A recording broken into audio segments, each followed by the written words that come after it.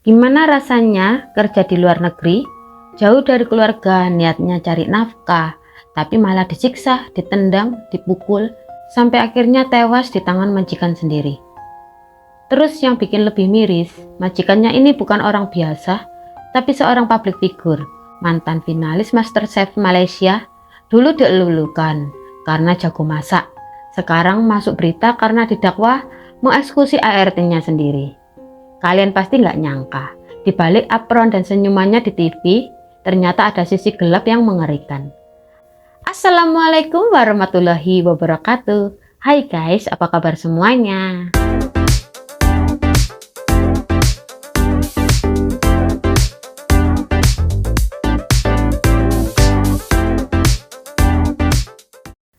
Entah kenapa ya guys, akhir-akhir ini makin sering banget kita dengar berita penyiksaan kepada ART.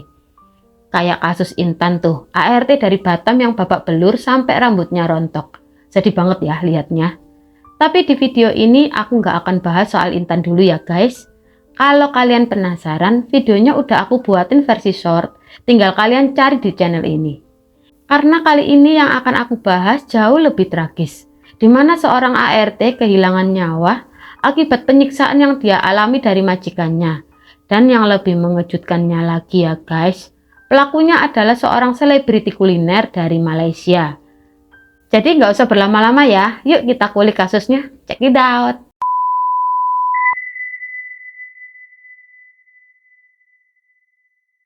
Nur Afia Daeng Damin hanyalah seorang perempuan sederhana yang punya mimpi mulia, ingin bantu ekonomi keluarga. Nur Afia lahir dan menghabiskan masa kecilnya di Malaysia. Di sanalah ia menempuh pendidikan dasarnya bersekolah di SD. Hidup sebagai anak perantau yang ikut orang tuanya bekerja di negeri jiran. Sejak kecil, dia dikenal sebagai anak penurut dan mandiri. Nggak banyak nuntut, tapi selalu punya semangat belajar.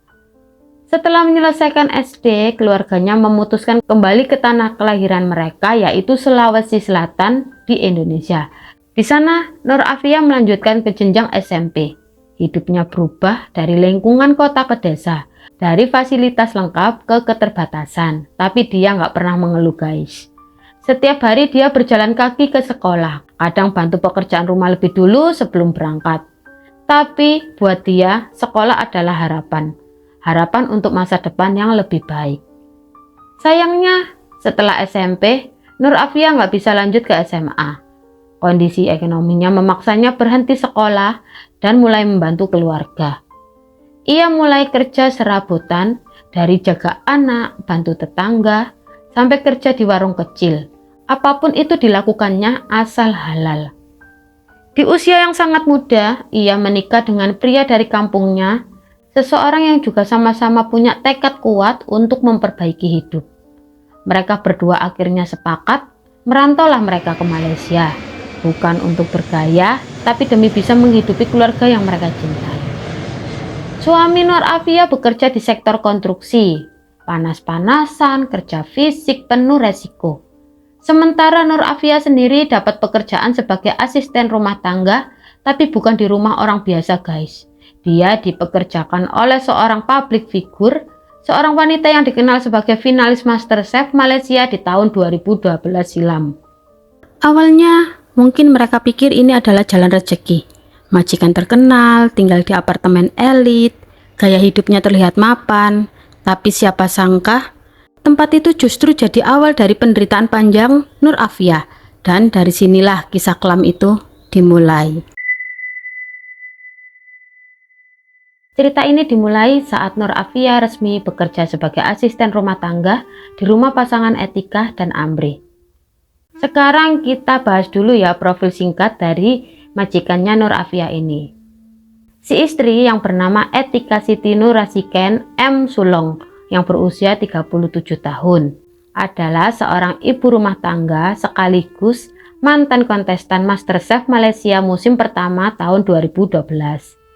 Ia menempuh pendidikan tinggi di bidang kuliner dan sempat aktif di berbagai acara memasak serta komunitas ibu-ibu modern. Sosoknya dikenal punya gaya bicara lembut dan penampilan rapi.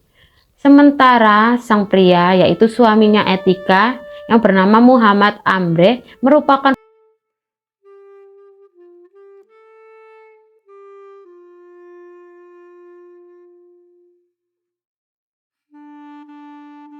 orang-orang mengenalnya sebagai pria kalem, jarang bicara, dan cenderung tertutup. Kita lanjutkan lagi ya guys. Rumah pasangan Etika dan Amre yaitu tepatnya di kondominium elit Amber Tower di Penampang, Sabah, Malaysia. Awal-awal kerja suasana masih kelihatan normal. Nur Afia disambut dengan baik, majikannya ramah, bahkan sempat ngobrol santai dan memberi arahan yang terlihat secara pro atau profesional gitulah guys. Tapi keramat tamahan itu nggak bertahan lama. Beberapa hari setelahnya, perlakuan mulai berubah. Nur Afia mulai sering dimarahi, kadang karena hal sepele. Misalnya sapu kurang bersih, pakaian belum disetrika, atau makanan yang katanya itu nggak sesuai selera. Namanya juga chef ya guys. Tanggal 8-9 Desember 2021, majikannya mulai menunjukkan sisi aslinya. Nada suara mulai meninggi, bentakan makin sering. Nur Afia dipaksa kerja lebih keras dari biasanya, tanpa istirahat cukup, tanpa makan layak. Saat capek, dia cuma bisa diam, karena setiap menjawab, tambah malah disalahkan lagi. Lalu masuk ke tanggal 10 dan 11 Desember, penyiksaan fisik mulai terjadi guys. Nur Afia itu dipukul di wajah, diseret, bahkan ditarik paksa. Tulang pipinya mulai bengkak dan yang paling mengerikan 6 gigi depannya dicabut paksa. Diduga pakai alat seperti tang gitulah guys. Luka di mulut dan gusinya sangat parah, tapi Nur gak pernah dibawa ke dokter. Dia dibiarkan begitu saja dengan rasa sakit yang sangat luar biasa. Yang lebih kejamnya lagi, semua itu direkam oleh majikannya sendiri. Anjene psikopat ini guys. Mereka menyimpan foto dan video penyiksaannya itu di HP. Bayangkan, bukan cuma menyiksa, tapi didokumentasikan kekejamannya seolah Nur Afia itu bukan manusia. Ini benar-benar psikopat bener ini loh guys. Selama masa penyiksaan itu, Nur tidak dibayar dan dilarang keluar rumah. Nggak bisa telepon keluarga, nggak bisa kabur, bahkan nggak ada tetangga yang bisa dia mintai tolong. Dia benar-benar terjebak guys di apartemen itu, sendirian dalam diam dan terus disiksa. Setelah puas menyiksa, majikan Nur malah pergi liburan ke Kundasang. Mereka ninggalin Nur di rumah dalam kondisi luka-luka. Dari luar, seolah-olah mereka cuma jalan-jalan romantis biasa. Tapi sebenarnya guys, itu adalah alibi mereka, seolah-olah mereka tidak tahu menahu soal kondisi ART-nya. Dan benar saja ya guys, saat pulang dari liburan sekitar tanggal 14 Desember 2021, mereka pura-pura menemukan Nur Afia dalam keadaan pingsan. Nur lalu dibawa ke rumah sakit, tapi semuanya udah terlambat karena Nur sudah dinyatakan meninggal dunia. Nggak lama setelah itu mereka kasih tahu staf rumah, katanya ART mereka jatuh pingsan saat sendirian. Lalu kabar ini dikirim ke keluarganya di kampung halamannya Nur di desa Ekatiro, Bontotiro, Bulukamba, Sulawesi Selatan. Keluarganya kaget karena sudah berbulan-bulan nggak ada kabar dari Nur. Tiba-tiba datang berita duka. Tanpa penjelasan, tanpa peringatan apapun, kakaknya Nur yaitu Usdar Daming langsung merasa ada yang nggak beres ini. Dan benar saja guys, polisi mulai menyelidiki. Pihak rumah sakit yang menangani jasad Nur Afia memang curiga sejak awal. Luka-luka di tubuh korban nggak masuk akal sama sekali yang disebut sebagai kecelakaan seperti pengakuan majikannya. Karena itu mereka langsung melibatkan polisi untuk menginvestigasi lebih lanjut. Polisi dari Penampang Distrik langsung turun tangan. Mereka mulai dengan memeriksa tubuh korban, mewawancarai saksi sekitar, dan yang paling penting menyita ponsel milik pasangan Etika dan Amre. Dan disitulah semuanya terbongkar guys. Di dalam HP itu polisi menemukan foto dan video kekerasan terhadap Nur Afia yang saya ceritakan tadi tuh loh guys, yang direkam-rekam bareng itu loh. Videonya tuh jelas guys. Wajahnya Nur tampak babak belur. Ada juga gambar yang menunjukkan giginya dicabut paksa maksudnya ya. Gusinya tuh berdarah, Nur tampak duduk bersimpu, wajahnya penuh ketakutan. Kepolisian Malaysia menyebut kekejaman itu sebagai campaign of cruelty. Maaf ya guys, aku nggak bisa peranannya. Yaitu kampanye kekejaman yang dilakukan terus-menerus, terekam dan sistematis. Lalu hasil visum dari Rumah Sakit Queen Elizabeth, Dokter forensik yaitu Dr. Nur Hayati Jafar mengungkap hasil visum lengkap. Ada 8 luka jaringan lunak di sekitar mulut. 6 gigi depan korban rusak dan tercabut dengan trauma pada jaringan gusi. Luka baru di gusi dan rongga mulut. Tanda penyiksaan dilakukan dalam waktu dekat sebelum korban meninggal. Tahu nggak guys? Ini yang paling serem guys. Tingkat nyeri yang diperkirakan, yang dirasakan Nur itu 10 dari 10, artinya itu luar biasa menyakitkan. Dan tidak ada anestesi atau penanganan medis. Jadi korban dibiarkan menahan rasa sakit sampai tubuhnya nggak kuat lagi. Dari hasil visum juga terindikasi bahwa penyiksaan dilakukan berulang, bukan hanya sekali atau 2 kali.